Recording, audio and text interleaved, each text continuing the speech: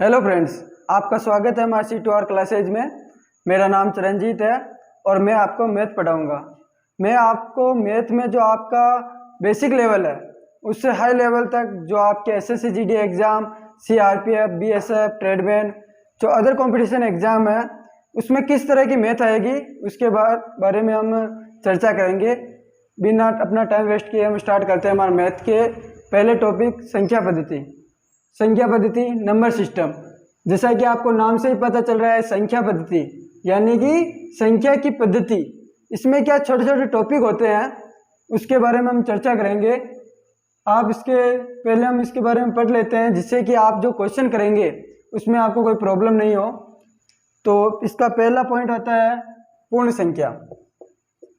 पूर्ण संख्या जो आप यूज में लेते हैं, आपको पता है कि संख्या होती है जो जीरो से लगाकर अनंत तक जाती है, पूर्ण संख्या उनको ही कहते हैं।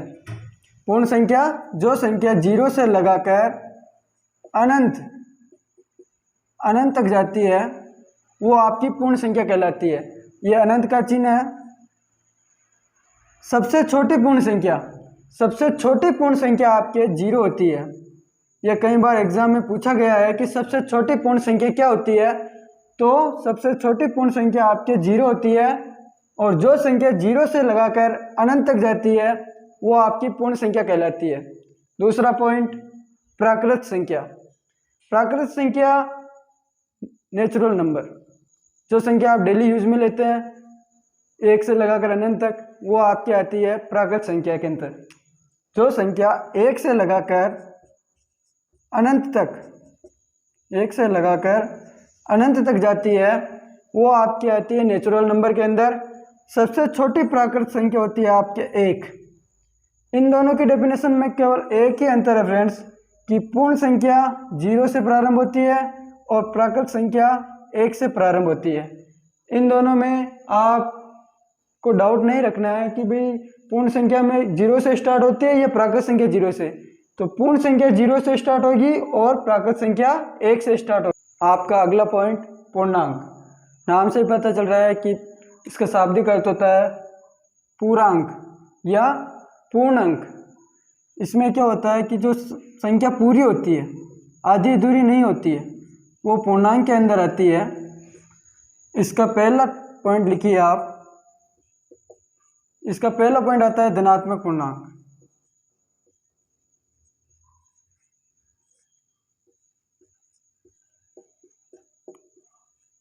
और दूसरा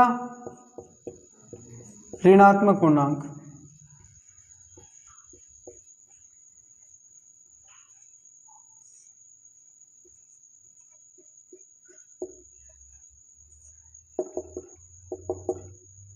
नाम से ही पता चल रहा है, धनात्मक पूर्णांक और ऋणात्मक पूर्णांक।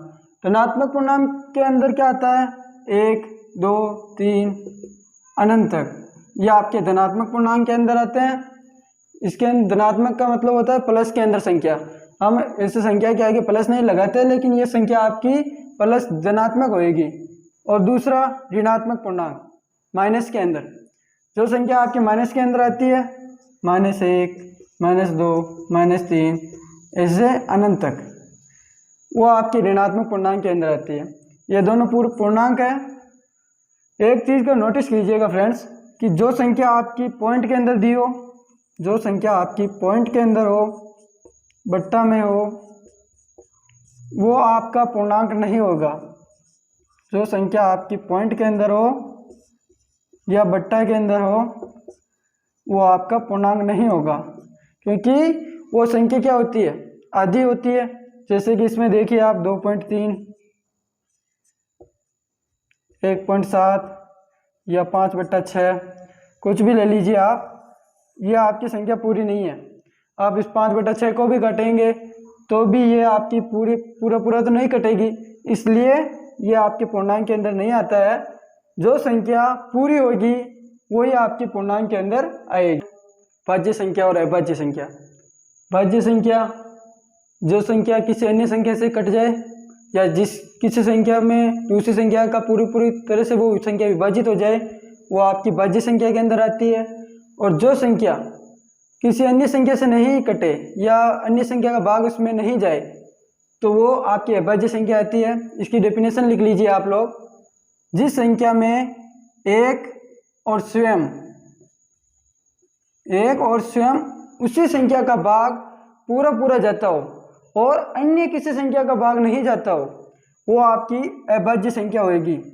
जिस संख्या में एक और स्वयं उसी संख्या का पूरा पूरा भाग जाता हो, वो आपकी अभाज्य संख्या आती है। जैसे कि 2, 3, 5, 7, 11 अनंत तक। अब इसमें देखिए आप 2 ले लीजिए, 2 के अंदर 1 का जाता है और 2 का जाता है और किसी अन्य संख्या का नहीं जाएगा। और इसमें 11 ले लीजिए आप, 11 के अंदर 1 का जाता है, 11 का जाता है, लेकिन अन्य किसी संख्या का उसमें भाग पूरा पूरा नहीं जाता है। अगला पॉइंट लिखिए आप, सबसे छोटी अभाज्य संख्या 2 होती है। सबसे छोटी अभाज्य संख्या 2 होती है। इन छोटे पॉइंटों को आप नोट कर लीजिएगा। और इसमें लिखिए आप 1 से 25 तक आपकी अभाज्य संख्या कितनी आती है? 9 अभाज्य संख्या आती है। और 1 से 50 तक आपके 15 अभाज्य संख्या आती है। 1 से 25 तक 9 अभाज्य संख्या और 1 से 50 तक 15 अभाज्य संख्या आती है। और 1 से 100 तक आपके 25 अभाज्य संख्या आती है। वापस बता देता हूँ आपको, जिस संख्या में एक और स्वयं उसी संख्या का पूरा पूरा भाग जाता हो और अन्य किसी संख्या का भाग उसमें नहीं जाता हो, वो आपकी अभाज्य संख्या होगी। उदाहरण मैंने आपको बता दिए हैं। सबसे छोटी अभाज्य संख्या 2 होती है और 1 से 25 तक 9 अभाज्य संख्या, 1 से 50 तक 15 और 1 से 100 तक आपके 25 अभाज्य संख्या आती है। एक चीज को नोट कीजिएगा, जो यहाँ पर 1 है ना, वो न तो आपके भाज्य है और न ही अभाज्य, ना तो भाज्य है और न ही अभाज्य है। इस चीज को ध्यान रखिएगा, 1 न तो भाज्य है और न अभाज्य। ये बहुत बार एग्जाम में पूछा गया है कि एक भाज्य के अंदर आता है या अभाज्य के अंदर, तो ये दोनों के अंदर नहीं आता है। अगला पॉइंट, भाज्य संख्या। भाज्य संख्या इसकी बिल्कुल विपरीत। जिस संख्या में किसी अन्य संख्या का पूरा पूरा भाग चला जाए, वो आपकी भाज्य संख्या होती है। इसके उदाहरण देखिए आप, 4, 6, 16, 20। पहले ही उदाहरण ले लीजिए आप, 4 के अंदर 1 का जाएगा, 2 का जाएगा और 4 का भी जाता है। अगला 20 ले लीजिए आप, 20 के अंदर 1 का जाता है, 2 का जाता है, 4 का जाएगा, 5 का जाएगा और 10 का जाएगा और 20 का भी पूरा पूरा जाएगा। तो जिस संख्या में किसी अन्य संख्या का भी पूरा पूरा भाग चला जाए, वो आपकी भाज्य संख्या आती है। सबसे छोटी भाज्य संख्या होती है आपकी 4। सबसे छोटी भाज्य संख्या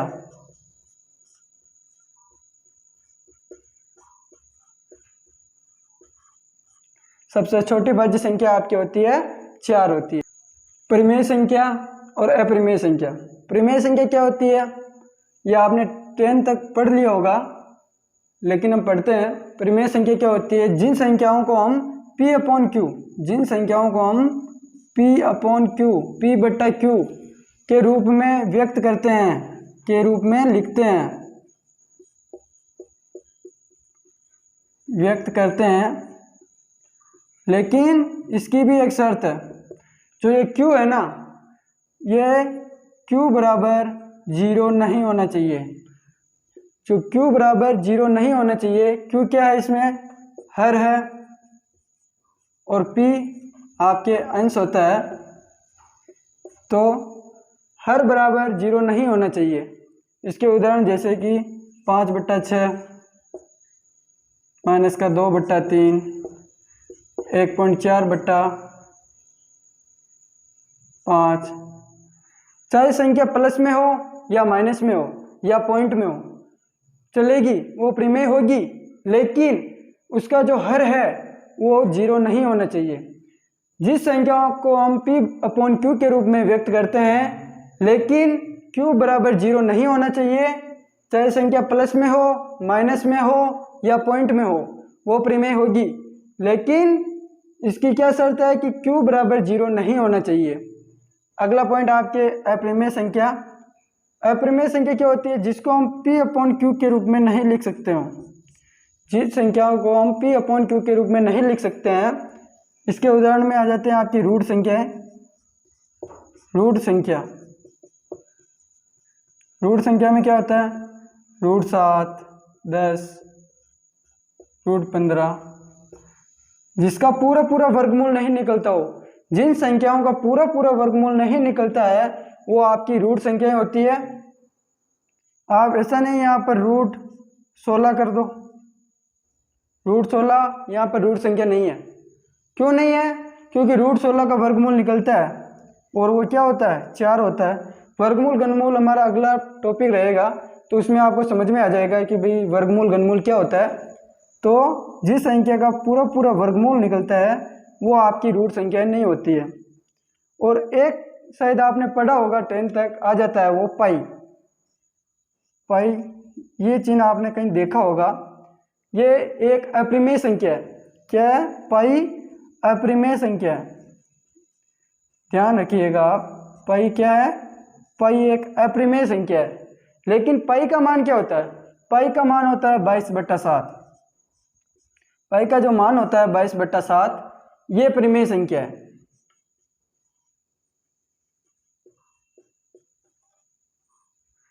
पाई अपरिमेय संख्या है, लेकिन पाई का जो मान है 22/7 वो आपकी परिमेय संख्या होगी। अगला पॉइंट आपका है सम संख्या और विषम संख्या। ये 8th तक भी आ जाता है, आपके 8th तक के सिलेबस के अंदर आ जाता है, आपको याद भी होगा। जिन संख्याओं में 2 का पूरा पूरा भाग चला जाए या जो संख्या 2 से पूरी तरह डिवाइडेड हो, वो आपकी क्या होती है? सम संख्या होती है। जिन संख्याओं में 2 का पूरा पूरा भाग चला जाए वो आपकी सम संख्या होगी। इसके उदाहरण 2, 4, 24, 36। जिन संख्याओं में 2 का पूरा पूरा भाग चला जाए वो आपकी सम संख्या होती है। और विषम संख्या जो इसकी बिल्कुल अपोजिट होती है, जिन संख्याओं में सम संख्या का पूरा पूरा भाग नहीं जाए, सम संख्या का भाग नहीं जाए,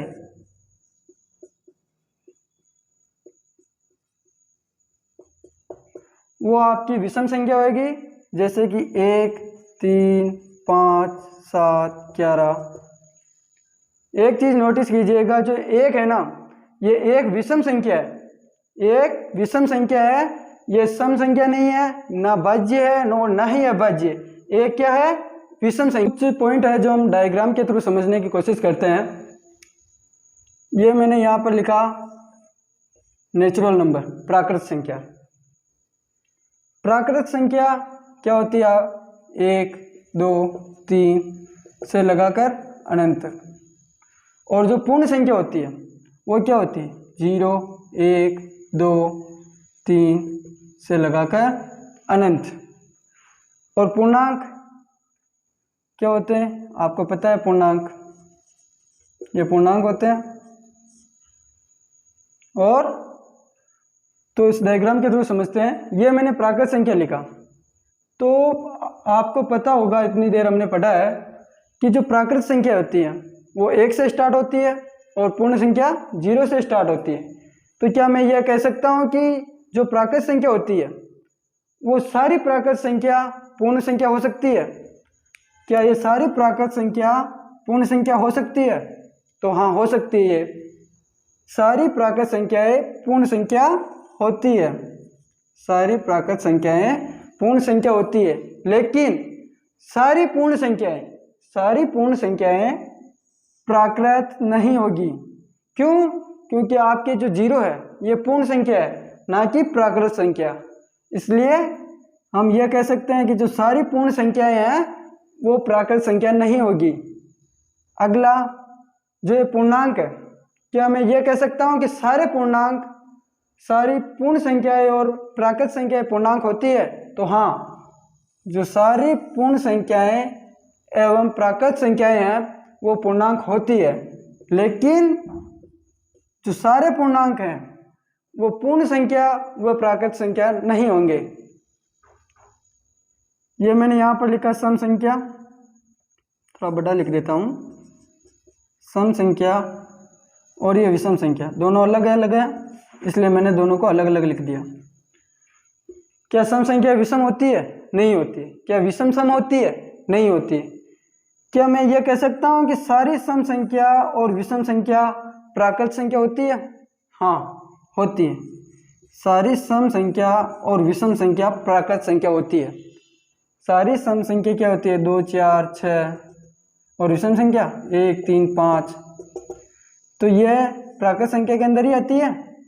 तो सारी सम संख्या और विषम संख्या आपकी प्राकृत संख्या होएगी, लेकिन सारी प्राकृत संख्या सम या विषम हो ये जरूरी नहीं है।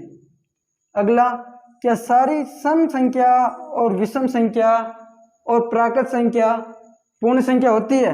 तो हाँ ये होती है, लेकिन पूर्ण संख्या सारी सम या विषम हो ये जरूरी नहीं है। फ्रेंड्स, अब मैंने आपके सामने फॉर्मूला लिखा है, इसके थ्रू हम अपने अगले क्वेश्चन है फर्स्ट टाइप क्वेश्चन वो सॉल्व करेंगे। एक बार इस फॉर्मूले को समझ लेते हैं। मैंने यहाँ पर लिखा प्रथम n प्राकृत संख्याओं का योग n कोष्टक n+1/2। आप सोच रहे होंगे कि ये n क्या है? n का क्या होता है? ये सिंबल हम दर्शाते हैं प्राकृत संख्या के लिए, नेचुरल नंबर के लिए। तो जो वहाँ पर हमें जितनी संख्याओं के लिए पूछा जाए कि भाई इतनी संख्याओं का योग निकालो, तो वहाँ पर इस n का यूज होता है, वो आपको अगली बार क्वेश्चन में समझ में आ जाएगा। तो स्टार्ट करते हैं हम अपना क्वेश्चन। क्वेश्चन क्या है? प्रथम 100 प्राकृत संख्याओं का योग ज्ञात करो। प्रथम 100 प्राकृत संख्याओं का योग ज्ञात करो। क्वेश्चन को हर बार ध्यान से पढ़ना, क्योंकि क्या होता है जो एग्जामिनर होता है वो क्वेश्चन को लास्ट में घुमा फिरा के बदल देता है, जिससे क्या होता है कि बच्चे होते हैं ये सोचते हैं कि मेरा तो क्वेश्चन सही था, लेकिन हकीकत में वो क्वेश्चन आपका गलत हो जाता है। इसलिए क्वेश्चन को पूरा पढ़ना। तो क्या क्वेश्चन है? प्रथम 100 प्राकृत संख्याओं का योग ज्ञात करो, और मैंने आपको फॉर्मूला लिखा हुआ है n कोष्टक n+1/2।